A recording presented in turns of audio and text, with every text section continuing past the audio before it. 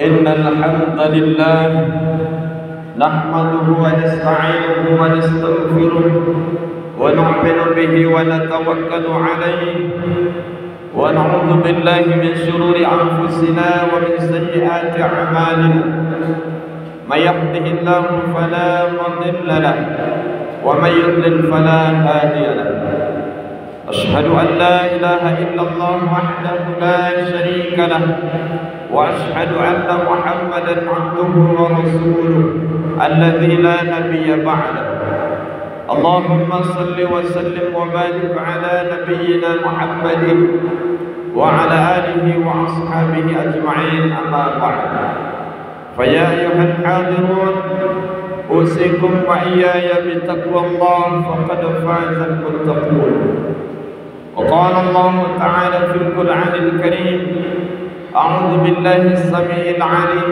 من الشيطان الرجيم بسم الله الرحمن الرحيم كل أمة عجل فإذا جاء عجلهم لا يستأخرون ساعة ولا يستقدمون وقال النبي صلى الله عليه وسلم إش ما شئت فإنك ميت واحبب أحببت فإنك مفارق واعمل ما شئت فإنك مجزي به صدق الله العلي العظيم وصدق رسول الله النبي الكريم ونحن على ذلك من الشاهدين والشاكرين والحمد لله رب العالمين.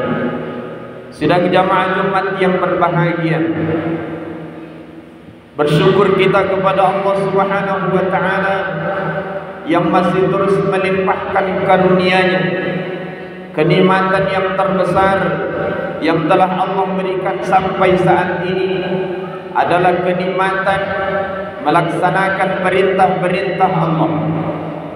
Diberikannya kita kekuatan untuk melangkah ke tempat ini, memenuhi panggilan Allah Subhanahu wa taala. Sebab ada sebagian kaum muslimin yang Allah tidak berikan kenikmatan itu. Bersyukurlah kita kepada Allah. Allah telah memilih kita untuk terus berada di jalan hidayah dan taufik dari Allah Subhanahu wa taala.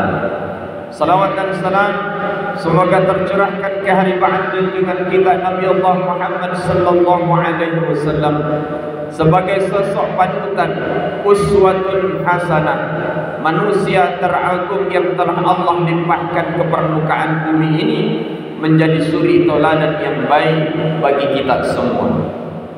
Kaum muslimin jamaah Jumat yang berbahagia, pertama-tama khatib berpesan kepada diri pribadi dan kepada kita sekalian, mari kita bersungguh-sungguh meningkatkan keimanan kita kepada Allah Subhanahu wa taala dengan berupaya bersungguh-sungguh menjalankan perintah-perintah Allah dan meninggalkan larangan-larangannya, berusaha menjalankan sunnah-sunnah Rasulullah SAW dan meninggalkan apa yang telah ditinggalkan oleh Rasulullah SAW.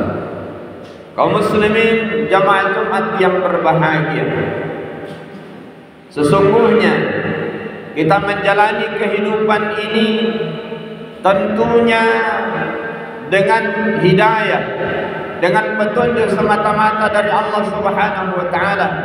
Kalaulah kita menjalankannya sesuai dengan petunjuk dari Allah, sesuai dengan sunnah dari Rasulullah sallallahu alaihi wasallam, maka sesungguhnya kita akan termasuk orang-orang yang beruntung di sisi Allah Subhanahu wa taala.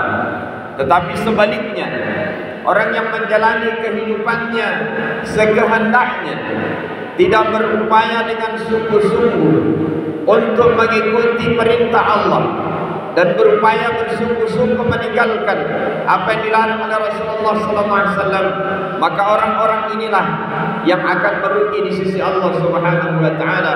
Karena sesungguhnya kelak apa yang kita lakukan di alam dunia ini semuanya akan ditanya oleh Allah Subhanahu wa taala.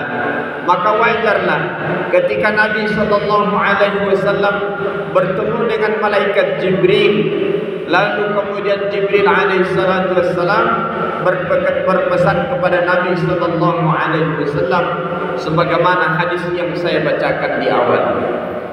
Jibril alaihi salatu wassalam telah berpesan kepada Nabi, "Ya Muhammad, isma syi'ta fa innaka mayyitun." Wahai Muhammad, hiduplah sesukamu, tapi ingat engkau pasti akan mati. Kematian adalah sesuatu yang pasti akan datang kepada setiap hamba. Tak ada satu pun yang bisa lari dari kematian ini. Dalam kondisi yang siap atau tidak siap, dalam kondisi mau atau tidak mau, dalam kondisi yang lapang atau dalam kondisi yang sempit, bahkan dalam kondisi yang masih segar bugar ataupun dalam keadaan sakit, ketika maut akan datang kepada seseorang, maka maut ini pasti dan pasti akan merebutnya. Tak ada yang bisa lari dari kematian ini. Jangan mengira kita masih muda lalu kemudian mengatakan, saya masih akan jauh dari kematian. Usia saya masih muda, masih banyak yang tua yang belum diambil oleh Allah Subhanahu wa taala. Karena kematian pada dasarnya tidak menunggu kita tua. Kematian tidak menunggu kita sakit. Kematian tidak menunggu waktu sempit, tapi kematian akan datang sesuai dengan yang telah Allah tetapkan, sesuai dengan takdirnya. Hadirin jamaah Jumat yang berbahagia, dan kalau kematian ini datang, maka Allah Subhanahu wa taala sudah mengisyaratkannya. Kullu nafsin dha'iqatul maut, setiap yang bernyawa ini pasti akan mengalami kematiannya. Kullu ummatin ajal, setiap umat ini punya batasan umur. Fa idza ja'aluhum la yastakhiruna sa'atan wa la yastaqdimun. Dan kalau kematian sudah datang kepada seseorang, tidak bisa diundurkan dan tidak bisa dimajukan meskipun sesaat waktunya. Hadirin jamaah Jumat yang berbahagia, maka pesan yang disampaikan Jibril kepada Rasulullah SAW pada dasarnya juga adalah pesan kepada kita. Allah Subhanahu wa taala mempersiapkan kita, mempersilahkan kita hidup sesukanya, tetapi ingat, pasti dan pasti, mau tidak mau, kematian pasti akan datang kepada kita. Karena kematian ini adalah pintu bertemunya dengan Allah dan pintu di mana kita akan mendapatkan keadilan di sisi Allah Subhanahu wa taala. Kalaulah di dunia ini banyak orang mencari keadilan, belum menemukan keadilan, namun nanti pada saat di akhirat bertemu dengan Allah, pasti dan pasti keadilan itu pasti akan kita dapatkan. Sidang jamaah Jumat yang berbahagia, lalu kemudian pesan Jibril yang kedua, wa ahbib man ahbabta fa innaka mufariq. Silakan cintai yang ingin kau cintai, tapi ingat kau pasti akan berpisah dengannya. Mencintai keluarga silahkan, bahkan itu kewajiban bagi kita.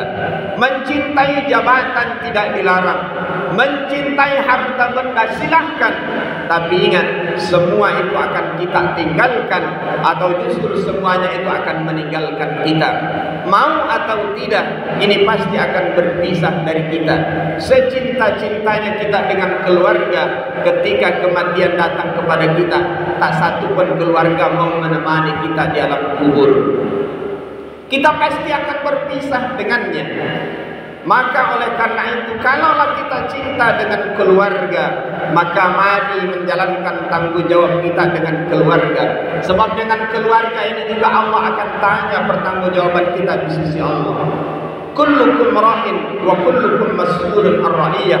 Setiap kalian adalah pemimpin dan akan ditanya tentang kepemimpinannya.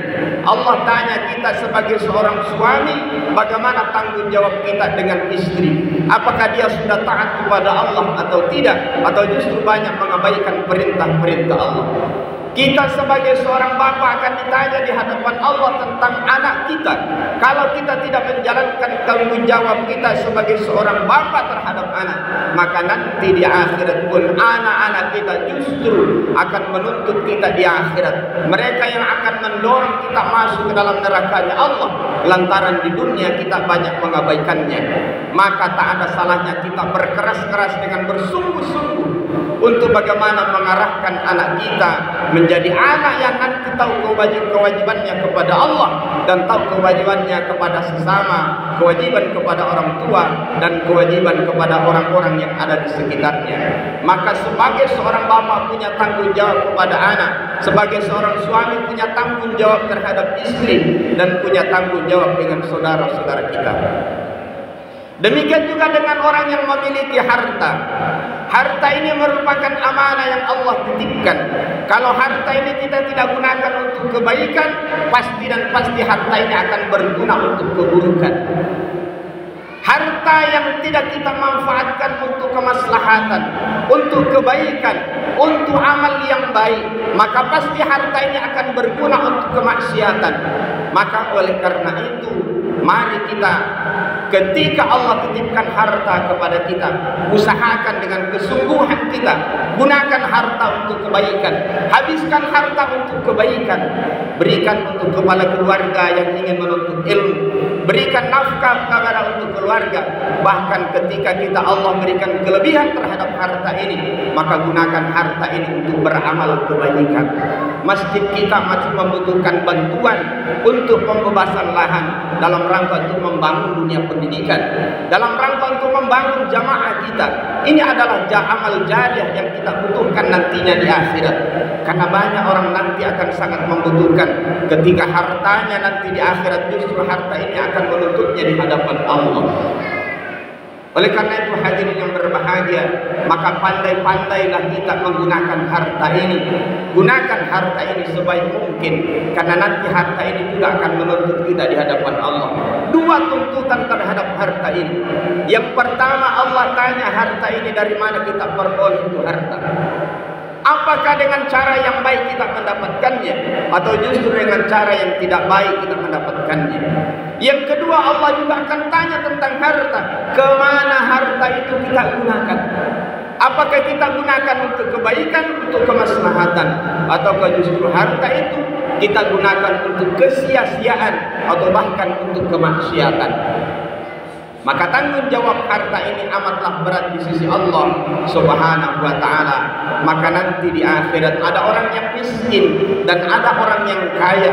Orang yang miskin karena kebaikannya akan lebih dahulu masuk ke dalam surganya Allah Subhanahu wa ta'ala 500 tahun lamanya. Itu betapa besarnya tanggung jawab terhadap harta benda ini. Maka oleh karena itu, niatkan dalam diri kita, azamkan dengan sungguh-sungguh dalam hati kita, ketika Allah berikan kelebihan harta, untuk kita gunakan amal jariah. Amal jariah ini sekali kita beramal, tapi nanti seumur hidup kita akan mendapatkan pahalanya. Bahkan ketika kita sudah meninggal dunia, apa yang sudah dibebaskan oleh panitia dan pengurus masjid di tempat ini untuk membebaskan lahan dari harta yang kita punya, maka nanti kelak pahalanya itu akan terus mengalir, karena orang telah memanfaatkan dari harta yang pernah kita keluarkan untuk kemaslahatan umat. Hadirin jamaah Jumat yang berbahagia, maka niatkan setiap bulan berapa yang bisa kita keluarkan, kita sisihkan semata-mata untuk kemaslahatan umat ini. Kan ini adalah amal jariah, amal yang sangat utama. Nanti di hadapan Allah ada 3 amal saja yang bisa terus menyertai kita ketika kita sudah meninggal dunia. Salat kita akan berhenti, karena salat ini adalah satu pahala yang kita peroleh semasa kita melakukannya. Puasa pun akan terhenti pahalanya ketika kita berhenti puasa. Tapi ada yang tidak terhenti puasa pahalanya. Ada 3 hal kata Nabi sallallahu alaihi wasallam. Idza mata ibnu Adam inqata'anhu amaluhu illa min thalathin. Ketika anak Adam telah meninggal dunia, maka 3 hal amal masih bisa menyertainya. Pahalanya masih terus mengalir kepadanya. Apa itu kata Nabi sallallahu alaihi wasallam? Sedekah jariyah, sedekah jariyah yang tidak pernah putus. Salah satunya adalah pembangunan masjid, pembebasan lahan untuk pembangunan masjid, pembangunan TKTPA, taman Al-Quran dan lain sebagainya. Yang kedua kata Nabi sallallahu alaihi wasallam, au ilmin yuntafa'u bihi, ilmu yang bermanfaat yang kita ajarkan dari satu orang, dari orang tersebut mengajarkannya kembali dari satu generasi ke generasi berikutnya, maka ini ilmu yang bermanfaat. Maka selama ilmu itu diajarkan dan diamalkan, maka pahalanya akan mengalir kepada orang-orang yang pernah mengajarkannya. Yang ketiga kata Nabi sallallahu alaihi wasallam, awalan salih yad'ulah, seseorang yang memiliki anak yang soleh lantaran dengan kesungguhannya mendidik anaknya, mengeluarkan biaya untuk anaknya dengan segala waktu tenaga untuk kemaslahatan anaknya, mendidiknya untuk agar faham tentang agama, maka kelak nanti ketika orang tuanya sudah meninggal dunia, anaknya beribadah, anaknya berdoa untuknya, maka pahalanya akan terus mengalir untuk sang orang tua. Hadirin jamaah-jamaah yang berbahagia, yang ketiga pesan Jibril alaihissalatu wassalam kepada Nabi sallallahu alaihi wasallam, wa'mal ma syi'ta fa innaka majziyun bihi, silakan berbuat sesuka hatimu, tapi ingat kau pasti akan ditanya, engkau pasti akan bertanggung jawab dengan segala apa yang engkau lakukan di alam dunia ini. Perbuatan kita yang nyata, yang terlihat oleh orang lain, dan perbuatan kita yang tersembunyi, yang tidak ada orang lain satupun yang bisa melihatnya, yang tahu hanya Allah dengan kita, nanti kelak kita akan bertanggung jawab di hadapan Allah. Jangan dikira amal yang kita lakukan secara sembunyi-sembunyi tentu tidak akan dicatat. Ada dua malaikat yang Allah siapkan untuk senantiasa mengintai dan melihat kita, bahkan tidak luput catatan-catatannya, tidak luput videonya, yang nanti Allah perlihatkan di yaumil qiyamah. Ketika di padang mahsyar nanti satu persatu menunggu pengadilan Allah Subhanahu wa taala, maka Allah perlihatkan catatan amal kita. Kalau ternyata lebih banyak catatan amal kebaikan, maka buku catatan itu akan datang dari depan dengan cara yang sangat baik, dengan cara terhormat diberikan kepada kita. Tapi kalau buku catatan keburukan yang lebih banyak yang kita peroleh, maka Allah akan lemparkan dari belakang. Maka jamaah-jamaah yang berbahagia, maka mudah-mudahan khutbah yang singkat ini memberikan motivasi kepada diri kita bahwa sesungguhnya tidak selamanya kita hidup di alam dunia ini. Apa nanti yang akan kita bawa ke akhirat? Sudah cukupkah amal yang kita persiapkan nanti menghadap Allah Subhanahu wa taala? Jangan-jangan apa yang kita punya selama ini di dunia justru nanti akan menuntut dan mencelakakan kita di akhirat.